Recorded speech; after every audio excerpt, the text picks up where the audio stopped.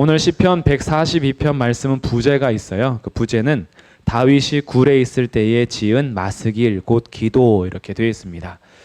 마스길이라는 것은 교훈이라는 뜻이에요. 교훈. 그래서 이 기도는 오늘 하나님의 백성들 성도들에게 이런 다윗과 같은 상황에 있을 때에 어떻게 기도해야 되는지를 가르쳐주는 성격의 기도입니다. 그러니까 다윗이 굴에 있을 때니까 이 굴에 있을 때의 다윗의 상태가 어떤 상태였을까라고 알면 그 상태를 통해서 지금 현재 나의 상태와 함께 맞추어져 이럴 때는 이렇게 기도하라고 가르쳐 주는 거구나라고 142편을 통해서 또 성도의 기도를 배워갈 수 있겠습니다. 다윗이 굴에 있을 때는 사울을 피해서 숨어 있을 때이죠. 그래서 자기가 사울에게 충성하면 충성할수록, 그래서 이스라엘을 위해서 열심히 일하면 일할수록 오히려 사울의 눈에는 더 미워 보이고, 그가 나가서 승리하고 사람들에게 인정받을수록 사울의 눈에는 아주 가신 거예요. 저게 이제 빼앗을 게 나라밖에 더 있나라고 하면서 온 군대를 모아서 다윗을 죽이려고 막 수색하고 샅샅이 찾아다니니 이 다윗의 마음은 어땠을까, 이런 거죠. 근데 또 피하여 숨어 있을 때 혼자만 숨어 있는 것이 아니라 이 땅에서 원통한 사람들, 억울한 사람들이 다윗에게 몰려들기 시작하는데 그 사람들이 400명에서 시작하여서 600명까지 되는 거예요. 그러니까 이 나라 가운데에 이렇게 억울한 사람들, 원통한 사람들이 다윗과 함께하고 있는데 동굴에 숨어 있을 때 사울이 싹 들어오잖아요. 근데 주변에서 뭐라 그래요? 지금이 기회입니다. 가서 죽이시죠. 라고 할 때에 다윗이 그런 마음도 있었으나 그러지 않죠. 하나님께서 기름 부음 받은 자를 내 손으로 해치는 것은 하나님의 정하신 바가 아니다 라고 하는 그런 상태인 거예요. 그래서 지금 이런 상태가 꼭 그때 그래서 굴에서 이렇게 썼다 이걸 떠나서 이런 상태에 있을 때 성도들이 이런 기도를 하면 좋겠다라고 다윗의 시가 우리에게 교훈적으로 알려지는, 다윗이 굴에 있을 때에 지은 마스길이다라고 알려주는 142편이 되겠습니다. 그러면 굴에 있을 때의 상황이라는 것은 어떤 상황인가? 오늘 우리의 상황으로 조금 바꿔서 적용해 본다면 생명의 위협이 있을 때, 지금 굴은 죽음을 피해서 자기를 죽이려고 하는 군사와 사울 왕을 피해서 갈 때니까 생명의 위협 때문에 굴에 숨어 있을 때, 이럴 때에도 우리가 같이 할 수 있는 기도가 되겠고요. 아니면 내가 정말 수고하면 수고할수록 오히려 더 미움이 되어서 그 사람으로 인한 상심한 마음이 있을 때, 그때 우리 또 뭐라 그래요? 굴로 들어간다 그러잖아요. 뭔가 단절되었을 때에, 그리고 뭔가 의지할 데도 없고 나 혼자서 깊은 상심한 가운데 있을 때에 어디로 가는 거예요? 굴 안에 들어가는 거예요. 우리 굴 안에 들어가서 아무것도 보이지 않는 거예요. 캄캄한 거죠. 그리고 굴 밖에 나가기도 싫어요. 굴 밖에 나가봐야 상처뿐이고, 굴 밖에 나가봐야 위협뿐이고, 나가서 죽거나 상처받거나 배신당하거나 이런 상황이니까 굴에 나가기 싫은 거예요. 이런 상황도 이 굴에 있을 때의 모습이 될 수도 있을 거예요. 조금 더 나가면 선을 행하다가 낙심됐을 때, 내가 그래도 선한 일을 한다고 했는데 선한 일을 하는 것이 오히려 오해가 되고 사람들로부터 더 공격을 받아서 낙심되는 상황, 이때도 굴에 들어가는 상황일 수도 있고요. 아니면 직접적으로 나를 공격하고 욕하는 사람들이 주변에 생겼을 때, 나를 향해서 막 욕만 하고요, 어떻게 해서든지 나를 넘어뜨리려고 하고 그러는 상황에 맞닥뜨렸을 때, 그때도 굴에 있는 상황이 될 거예요. 오늘 이 시인의 마음을 잘 보여주는 상황들이 몇 가지가 있는데, 우리 3절에 보시면 3절 끝에 이렇게 기록을 합니다. 내가 가는 길에 그들이 나를 잡으려고 울무를 숨겼나이다. 언제든지 넘어뜨리려고 함정을 파는 상황이 되겠죠. 4절, 오른쪽을 살펴보소서. 나를 아는 이도 없고 나의 피난처도 없고 내 영혼을 돌아보는 이도 돌보는 이도 없습니다. 시인이 지금 엄청 상심하고 마음이 외로운 상태인 거예요. 아무도 없다는 거예요. 내 주변에 나와 함께 기도하는 이도 없고 나를 알아주는 이도 없고 내가 피할 피난처도 없고 내 영혼에 대해서 관심 있는 사람도 없고 나를 돌봐주는 이도 없고 나 완전히 혼자 뚝 떨어진 것 같은 그런 상태가 지금 굴에 있을 때의 상태인 거예요. 6절에서는 자신에 대해서 이렇게 얘기합니다. 나는 심히 비천하니이다. 자신의 지금 상황은요, 아주 비천한 가운데 있어요. 오히려 나를 핍박하는 자들은 나보다 더 강해요. 내가 힘이 있으면 때로는 가서 싸우기라도 할 텐데 그들이 훨씬 강하고 나는 매번 박해만 당하는 그런 모습인 거죠. 그래서 지금 자기는 꼭 어디에 있는 것과 같냐 하면 7절에 보니까 옥에서 이끌어내 주십시오라고 하니까 꼭 내가 지금 감옥에 갇힌 것 같은, 이 옥을 조금 더 나가면 지옥에서 사는 것과 같은 고통인 거예요.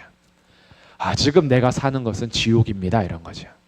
그러니까 극심한 고통 가운데에 하나님 앞에 어떻게 기도해야 될 것인가 라는 것을 가르쳐 주고 있어요. 지금 시인이 직접 자기의 고통 속에서 하나님을 향한 기도의 내용들을 얘기하는데, 이럴 때 시인이 어떤 결정을 했는가? 굴에 있을 때에 정말 올무밖에 없고 밖에 나가면 상처밖에 없고 낙심만 되고 나를 아는 이도 돌보는 이도 없는 그런 상황 가운데 지옥에 있는 것과 같은 나의 삶의 처지에서 그가 무엇을 결정했는가? 그것이 1절입니다. 자, 우리 1절 말씀 같이 읽어보겠습니다. 시작.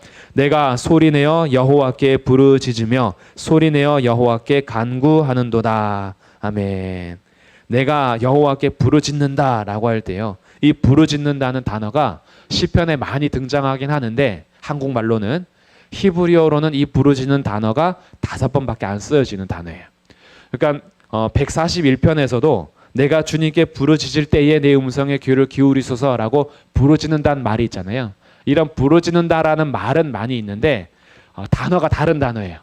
142편에서 부르짖는다라는 단어는요, 어떤 단어냐 하면 고통 가운데에 비명과 함께 소리 지르는 부르짖음이에요. 시편에서 딱 5번 씁니다. 그러니까 이런 부르짖음이에요. 시편 22편에서 쓰는 것처럼 나의 하나님 어찌하여 나를 버리시나이까 라고 부르짖을 때 그 고통의 신음소리가 담긴 부르짖음이에요. 그러니까 시인은 지금 무엇을 결정했냐 하면 자기의 이런 극심한 고통, 지옥과 같은 삶에서 그 신음소리를 누구에게 내기로 했냐면 하나님께 내기로 했다는 거예요. 하나님께 비명을 지르면서 고통 가운데 주님을 향하여 내가 여호와께 소리내어 부르짖습니다 라고 하는 거죠. 우리가 고통이 있고 스트레스가 있는데요, 이것을 표현하지 않으면 뭐가 되는지 아세요? 화병이 되는 거예요. 화병은요, 약이 없어요. 이렇게 맥 집어가지고 화병입니다 이렇게 하면 이제 약 한약 뭐 지어주거나 할 때 MRI를 찍어도 진단이 안 된대요. 얼마 전에 들은 얘기예요. 어떤 분이 저한테 와서 직접 얘기해 준 거예요.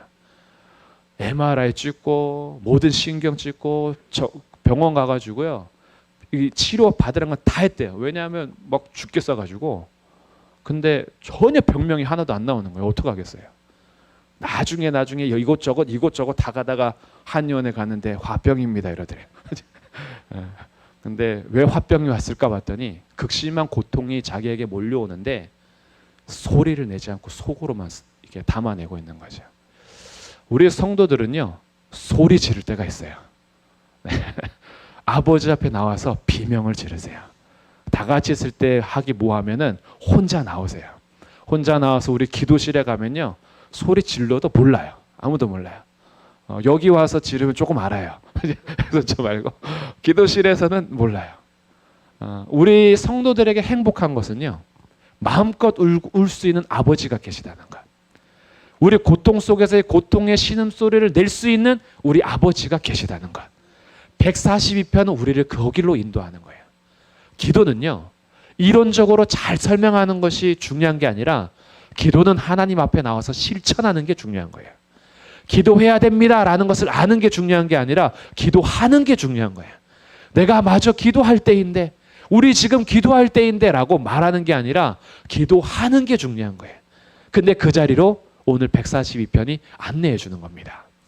너의 극심한 고통 가운데 정말 아무도 알아주는 이가 없어서 혼자서 지옥과 같은 삶을 살 때에 나는 여호와께 소리내어 부르짖었사오니 내가 여호와께 소리내어 간구하는도다. 이것을 결정한 거예요.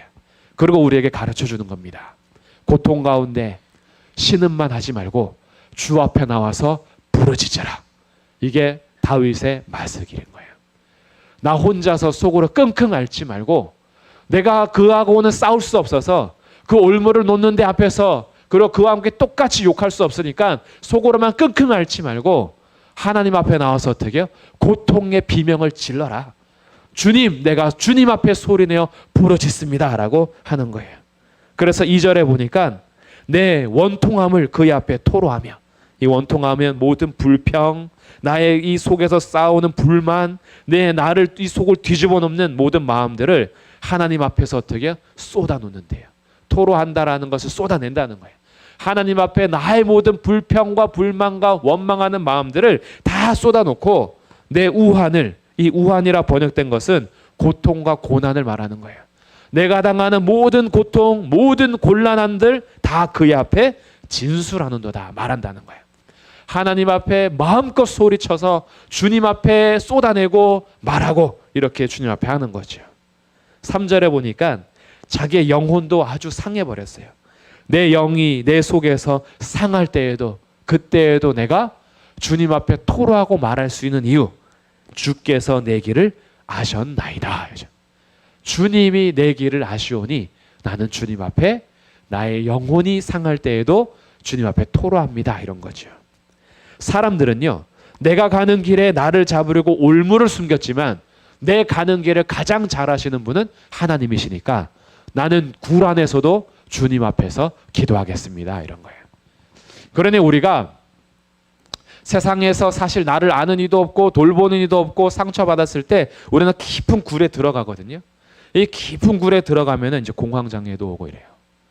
사람들을 만나는 것도 싫고 우울해지고 그런데 이제 대인 기피증도 오고 그 안에서 자기 안에서 계속 들어가죠. 그런데 기억하십시오. 그 내가 빠진 깊은 굴과 늪에도요, 주님이 계십니다. 이걸 꼭 기억하세요. 내 굴 끝에 아무도 없는 게 아니라 정말 깊은 굴 속에 누가 계시냐면 나의 기도를 들으시는 아버지가 계세요. 우리 아버지의 손이 미치지 않는 곳이 없어요. 바다 끝에 거할지라도 하늘 끝에 갈지라도 땅속 깊은 데 갈지라도 우리 주님이 안 계신 곳은 없습니다. 그래서 지금 굴에 있을 때 어떻게 해요? 사람들은 내 길에 올무를 놓지만 나의 길을 아시는 하나님 앞에 내 영이 마음이 상할 때에도 내 속에서 상할 때에도 나는 주님이 내 길을 아시니 내 모든 원통함과 내 모든 고통과 고난을 하나님 앞에 아뢰입니다 라고 얘기하는 거죠. 그래서 그가 기도의 자리에서 이렇게 신앙 고백합니다. 5절 읽었던 말씀이에요. 여호와여, 내가 주께 부르짖어 말하기를 주님이 나의 피난처이십니다. 할렐루야. 아멘. 아무도 나를 돌보는 이가 없고 아무도 나를 아는 이가 없고 아무도 나에게 피난처가 되지 못해도 나는 기도의 자리에서 부르짖어 고백하는 것, 주님이 나의 피난처 되십니다. 아멘. 주님이 우리의 피난처가 되세요. 그리고 이 피난처는 세상의 어떤 피난처보다도 가장 안전한 피난처입니다. 그 피난처가 주님이신 거예요. 그러니 굴 깊은 데 빠졌어도요, 괜찮아요. 주님이 나의 피난처 되시면 그 굴이 천국이 되기 시작할 겁니다. 가장 깊어서 고통스럽고 지옥과 같던 그 삶이 주님이 나의 피난처가 되시면 그곳이 하늘문이 열리는 천국이 되는 거예요. 주님이 내 피난처가 되십니다. 이렇게 부르짖어 고백하는 거죠. 그리고 세상에서 아무도 나를 알아주지 않고 나를 돌보는 이가 없고 아무 몫이 없어도 5절에 고백합니다. 살아있는 사람들의 땅에서 주님이 나의 분깃입니다. 분깃이라는 말은 몫이라는 뜻이에요. 목. 나의 기업, 나의 몫이 되십니다. 이스라엘 백성들에게 12지파에게 땅을 나눠줄 때에 레위 지파에게는 땅을 안 나눠줬잖아요. 왜 그랬어요? 레위 지파에게는 하나님이 기업이 되어주셨어요. 이것이 레위인의 분깃이에요. 그러니까 우리들도 마찬가지예요. 이 땅에서 내게 주어진 것이, 손에 주어진 것이 하나도 없어도 기도의 자리에서 오늘 고백하는 것, 주님이 나의 기업이 되십니다. 주님이 나의 몫이 되시고 주님이 나의 분깃이십니다 라고 기도의 자리에서 부르짖는 거예요.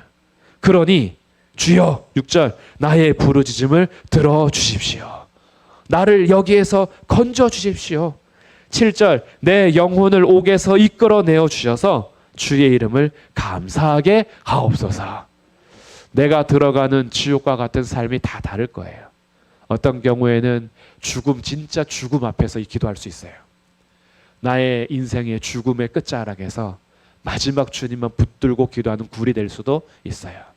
때로는요, 나의 앞길이 너무 캄캄해서 도무지 어떻게 살아야 될지 어디로 갈지 몰라서 굴 속에서 헤매는 시간일 수도 있어요. 그때에 우리가 또 하나님 앞에 기도할 수 있는 이 시편이 될 수도 있는 거죠. 내가 여러 가지 사람들 때문에 상처받는 경우도 있어요. 내가 믿고 신뢰했던 사람에게로부터 믿는 도끼에 발등 찍히면 더 아파요. 원래 믿지 않았던 사람에게 발등 찍히면 별로 안 아파요. 네 그럴 줄 알았어 하는데 믿는 도끼한테 발등 찍히면요, 후시딘을 발라도 안 나요. 뭘 해도 안 나요. 믿는 사람들로부터 혹시 상처받아서 굴 속에 있을 때에도 기도할 수 있는 거예요.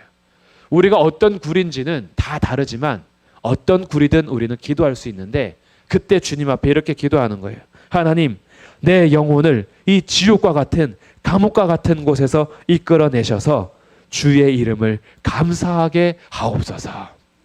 주님 앞에 부르짖어 건지시는 이 사건을 통해서 내가 주의 이름 앞에 주의 이름을 감사하게 하소서. 그리고 주께서 나에게 갚아주시리니 의인들이 나를 두르리이다. 기도하기 전에 자기의 상태는요, 자기를 치려고 하는 박해자들, 자기를 멸시하고 조롱하는 원수들, 나에게 올무를 놓는 그런 강한 핍박자들만 나를 둘러서고 있었는데, 주님이 나를 건져내시고 주님이 갚아주실 때는 나의 주변에 주님을 신뢰하는 의인들이 같이 있다라는 거예요. 믿음의 공동체가 같이 서 있을 겁니다 라고 마지막에 마치고 있는 거예요. 그러면 어떻게 돼요? 기도의 자리에서 삶이 역전되는 거예요.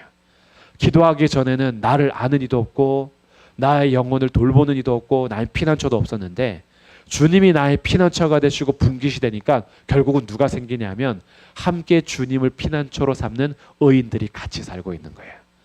나를 아는 이가 생기고 함께 피난처에 거하는 믿음의 백성들이 있고 우리의 영혼을 서로 돌보며 기도하는 믿음의 백성들이 함께 서 있는 거예요. 얼마나 놀라운 고백으로 마치는지요. 굴 안에 들어가서 아무도 없는 것이 아니라 그 굴에서 주님을 피난처로 삼는 믿음의 성도들을 다 함께 만나 그곳이 오히려 주님을 바라고 의지하는 천국이 되는 것. 이것이 오늘 다윗이 굴에 있을 때에 지은 교훈의 기도입니다. 우리가 어떤 굴에 있든지요, 이 기도의 내용을 생각하시면서 우리 하나님을 나의 피난처로 삼아 그 주님 앞에 부르짖으십시오. 나의 이 고통과 이 곤란함을 혼자서만 담지 마시고 하나님 앞에 꺼내놓고 주님 앞에 부르짖으십시오. 그러면 우리의 부르짖음을 들으시고 주님께서 우리의 피난처가 되시며 분깃이 되시고 우리를 건지시고 주의 이름은 영광을 받으실 것입니다. 그 이름에 감사하면서 날마다 주님 앞에 서가는 귀한 기도의 용사들, 믿음의 삶이 되시기를 주님의 이름으로 축복합니다. 아멘. 우리 그래서 찬양할 텐데요, 나의 피난처 예수 의지합니다 라는 찬양 하시면서 우리 말씀을 다시 곱씹어 보도록 하겠습니다.